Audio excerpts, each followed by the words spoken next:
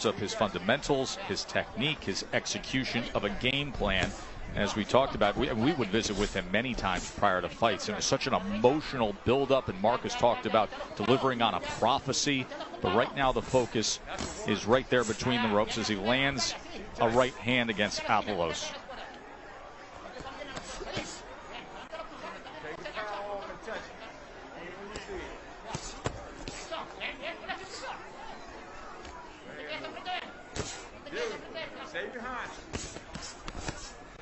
The right hand from Dobga.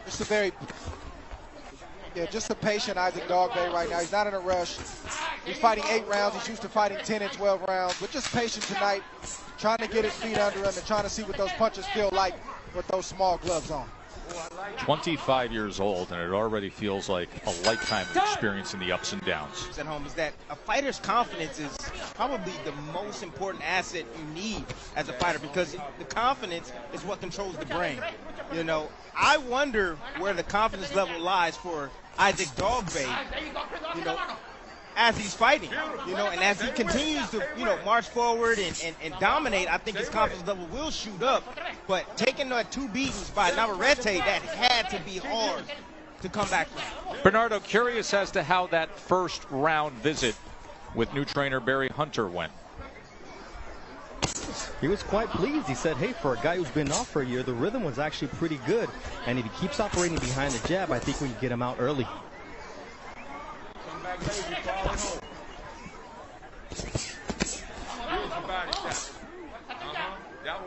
See, the thing about losing your confidence is, you know, it takes time to get it back. I can remember getting knocked down early in my career and telling my coach, I don't want to fight on TV. I'd rather fight in off-TV bouts because I'm young, I'm trying to figure it out. It's the first time the media ever turned on me, and it takes time. Your trainer is somebody that has to help you believe again. Barry Hunter's the right guy for that, and it's just about Isaac Dobga getting in there, feeling those punches, realizing he can still take a punch, and that he still has that devastating power. You know what that confidence do is it fuels the connection with the warrior within ourselves. That's what confidence does for us as fighters. And we're going to begin to see it as this fight continues to, you know, press forward. And Isaac Dobga, the more success he has, I'm pretty sure, the more he's going to let his hands go. Been targeting that body pretty well here in round number 2. Take your time and touch. Let's go. Right uppercut from Avalos. And utilizing the jab himself. Tess, one of the hardest things that I see that's going to be hard for Isaac Dobga to break is he leans forward. He leans forward over that front knee. But if Dobga, if he understands why he leans forward and kind of set a trap for his opponent, because Avanlo is looking for that right uppercut. He knows it's available. He landed it about 30 seconds ago. Right hook. Right hook. Right hook. Get the separation. That's it. Good steady pressure from Isaac Dobga.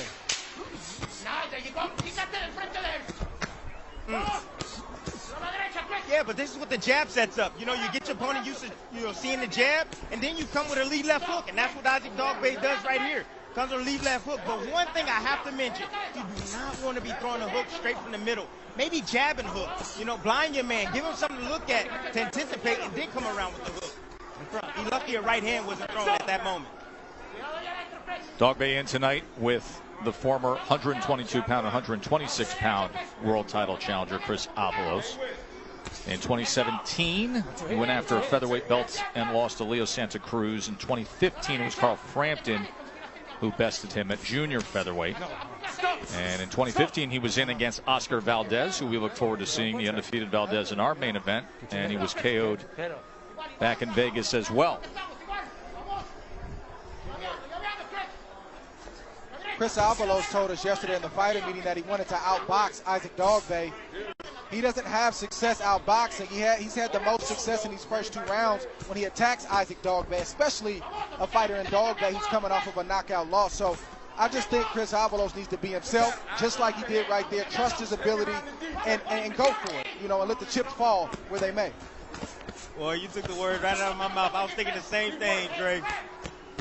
You know, we as fighters, we go back to the drawing board and we think we need to change some things. He said he's been working on his defense, but right now he needs to be working on offense because I see the same thing you see, champ. Put the pressure on Isaac Dogba. You don't allow a fighter who is trying to find his confidence, you don't allow him to find it. You have to let him know and remind him of that last round that he fought right away, try to hurt him, try to get his attention and take him back to that bad place. Avalos does that in spots, but he hasn't done it consistently. Stop! That's what I'm talking about. Don't do that. Let's go. Right hook. Look at this man. A fighter that's been out of the ring for about a year or so, it's going to take a few rounds for them to warm up. So, to Dre's point, you want to apply some pressure on him. You want to test that chin early. They haven't been hit by a big shot in over a year. Let's go. You don't have to pull back. Let's work.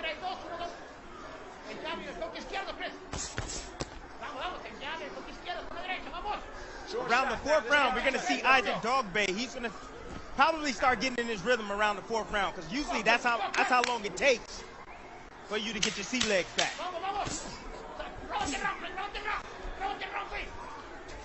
The return of Isaac Dogba coming to the end of round number 3 from Vegas. 27-0, 21 knockouts, and looking to get through tonight cleanly and set up what'll be an all-out war against Miguel Burchelt for the WBC title at 130 pounds.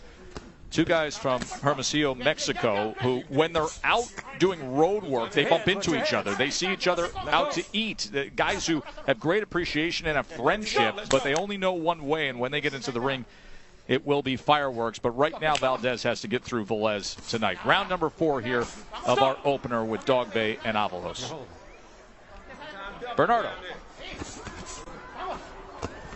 You know, Felipe Avalos, Chris's father, said, look, I want you to throw punches with bad intention. That uppercut is right there. Most importantly, when you hit him, move. Don't just stand there. Yeah, Tim, you noticed how available the uppercut is with the 5'4" Dogba, who leans forward over that front knee. Yeah, he leans forward because he likes to go down to the body. That's something that I used to do. I used to lean forward as well, but I knew I was available for the uppercut, so it's easy to set up guys when they go for that uppercut. If you don't throw it at the right distance, you can leave yourself open yourself. So, for a left hook or a right hook.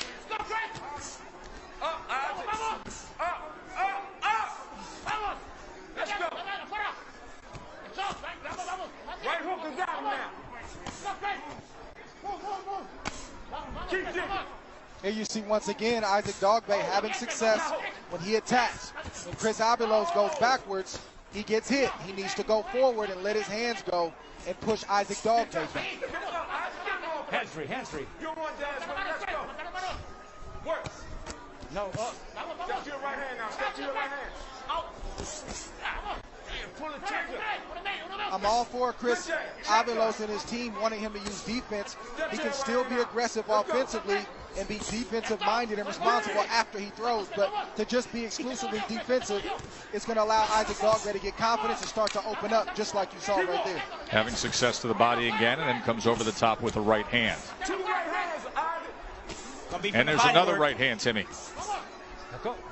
The body work is what's going to end this fight. If Dogba is going to stop Avalos, it's going to be to the body. About 15 seconds ago, Dogba landed a left hook to the body. And Avalos, you can see his face. He didn't like it. There it is again. he took a step back, and it just came again. And now it's a snapping jab, and Dogba lands another right hand. This has been a dominating fourth round. Also had some moments in close. Beautiful slip right there. Slip, but he stayed low. He didn't raise up into a punch. Got a beautiful right hook to the body, and you see the reaction from Chris Avalos. Isaac Dogba needs more of that this round. You look at the body punches, and you will see Dogba finding plenty of success. In that last round, he landed 12 body punches, 26 power punches overall. Keep digging down there. There you go. Now, let's go. Good. Get him off, buddy.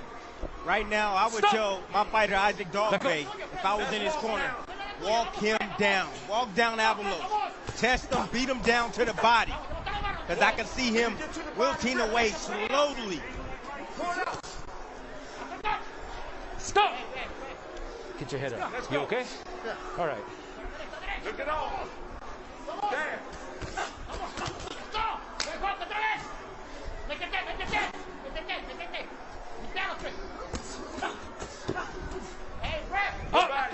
Get him up. Stop. Chris Avanlo is a tough fighter. He's a veteran. He's been around. He's fought 2 championships. He's lost those 2 championships, but he's tough.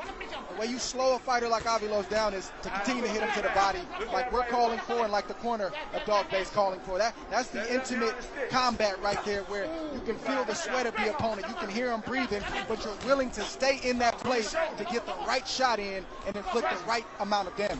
Dobga has to stay focused on the body right now, not the head. There's a left hook upstairs. Then he digs to the body with a left hand.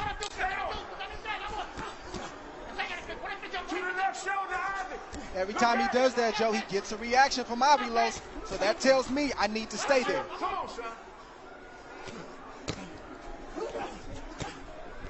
Right hand throws him off balance.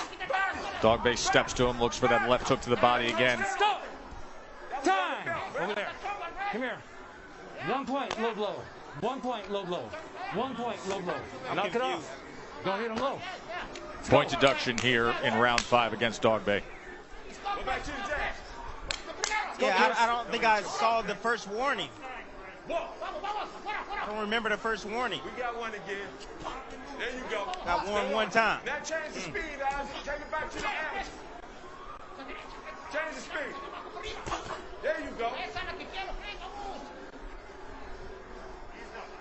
So what the coach is asking for, Barry, he's saying change the speed up. You know, you want to change the speed up and alter your cadence of your punches. So that way. Tim, and of course the point deduction for the low blow. That looked to be on the belt line to me. Yeah, everything is opposite in boxing. There you go. You see the right hand thrown, and you see Isaac Dobga slip to his left and land that body shot. And there it is. That's right on the belt line. That don't look very low to me. It's teeter, maybe, possibly. But for me, that's clearly on the belt line. That's it. No talk.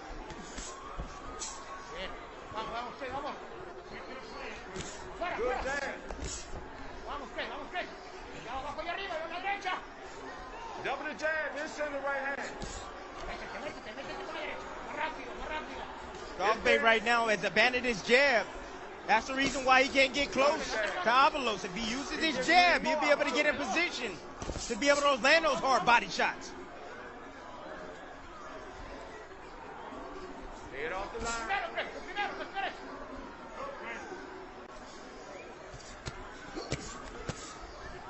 Come on, man. That's it. That's what I want. There you go. Beautiful offense from Dobga right there. Off the jab, nice right hand over the top. Boxing beautiful. Stay to the chest.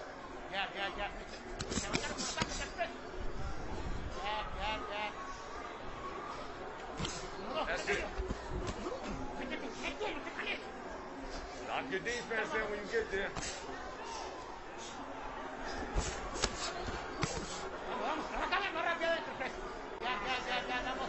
Really think Chris Avanlo is ready to go. I'm not saying he's hurt right now, but I do believe if Isaac Dobga steps up the pace and gets inside and rips those shots to the body with both hands and finishes up top, Chris Avanlo is going to have a problem. You got to be able to read when your opponent is kind of just in there to survive. Right now, Avanlo is surviving, and Dobga's got to step it up. Dre, you're not alone in messaging that. Barry Hunter in Dobga's corner also believes that, as we were listening to him earlier. Well, if you see it, right, if you see it as a coach, you want to call it out. And this is also sort of the rebuilding process for Isaac Dobga, reminding him when you're in these moments, it's okay to attack. You're safe. Let your hands go. Believe in yourself. And that's what you hear from Coach Barry Hunter right now. Just like that. I like it. Slowly but surely, I think he'll get that confidence back. You know, I'm seeing it right now. He's enjoying himself in there. He's boxing beautifully right now, switching southpaw, feeling himself, feeling good. It's just easy for Isaac Dobga, but yes, you're right. He can step it up and get Avanlo out of there if he wants to. But right now, he just happens to. He has a master game plan that he wants to put forth in his career. You know, Tess, very seldom we see a fighter that come into those fighter meetings that just have it all together. You know, and I'm talking about from the boxing, I'm talking about from the mindset, the mentality. Like, he seems like a fighter that has it all, you know, and he seems like a fighter that, you know, could be a future world champion. And according to trainer Freddie Roach, he says, hey, I give this guy high praises. I believe he's going to be a future world champion at 140 pounds. So he's coming up next for now round 7, scheduled for 8 with Isaac Dobga and Chris Avalos.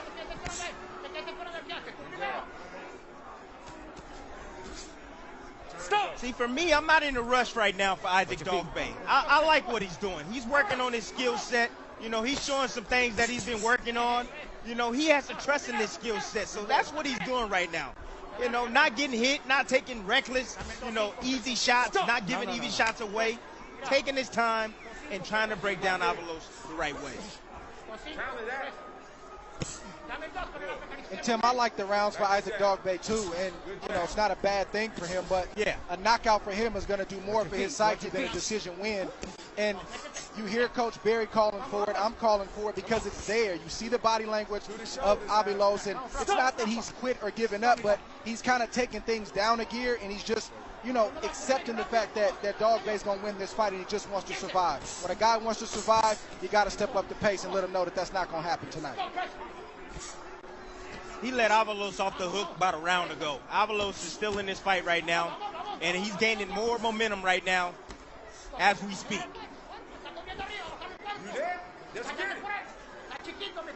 I think you gave Dobga the key to get Avalos out of there, which is come behind a strong, stiff jab. He's already shorter than Avalos by 4 inches, so he's low to the ground. And get nasty on the inside and rip both your hands, finish to the head, reset and do it again. And you're going to see Avalos wilt because with the few shots that Dobga has landed downstairs, Avalos had a reaction. Let's go.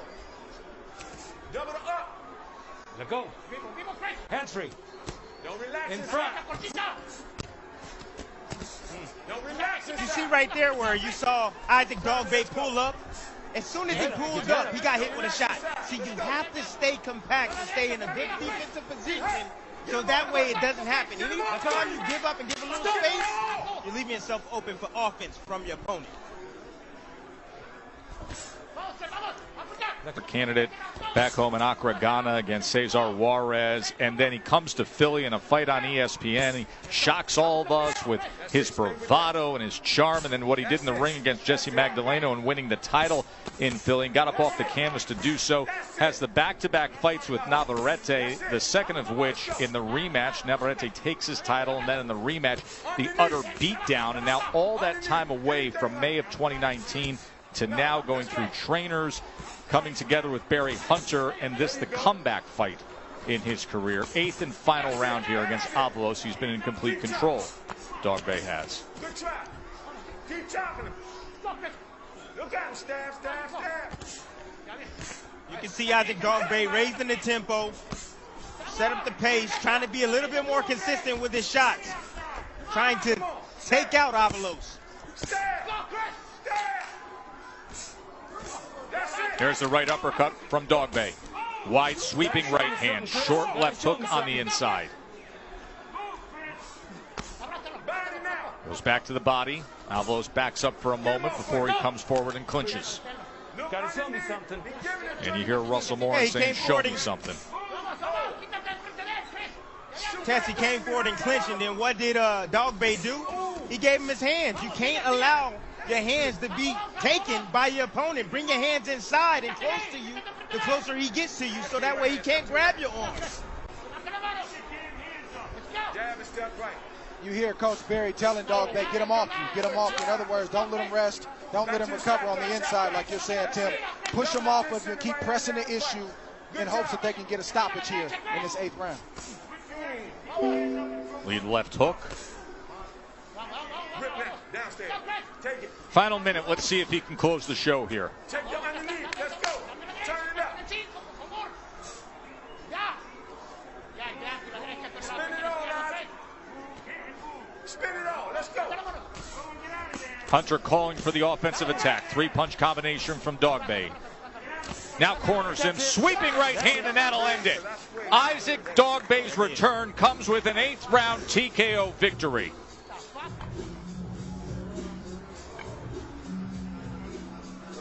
That was super lethal. He's a big guy. I've seen the small sample size. You know,